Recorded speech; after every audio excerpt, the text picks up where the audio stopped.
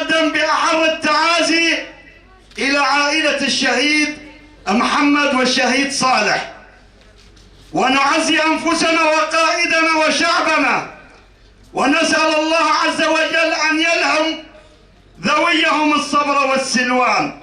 الشهداء هم قادتنا الحقيقيون وقادتنا المعنويون، هم من ضحوا بالنفس والنفيس في سبيل الحرية والكرامة، هم مثل للحب والتضحية لنعيش بأمن وسلام.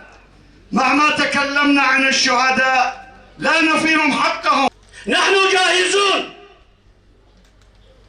فليشهد العالم الذي تمكن من دحر داعش سوف يتمكن من دحر الدولة الفاشية التركية. نعم، الدولة التركية تمتلك طائرات، لكن قوات السورية الديمقراطية تمتلك إرادة والقوة والإيديولوجية وفلسفة القائد عبد الله أوجلان. انضمام أبنائنا إلى قسد، كنا نعلم بأن طريقهم هو طريق الشهادة آجلا أم عاجلا. نحن نعلم بأن المرحلة حساسة جدا، ونعلم بأننا نتعرض لحملة إبادة جماعية، وهذه لا يحتاج إلى براهين أو دلال.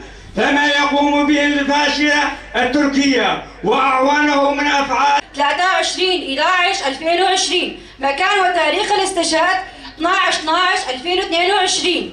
تمردنا ضد الموت وخلقنا حياة من دون الموت بفضل الشهداء. نحن قوات سورية ديمقراطية ننحي إجلالا لشهدائنا السائرين على دربهم، ونقسم بأن نسعى لنضالهم حتى بناء سوريا ديمقراطية وفدرالية الحرة.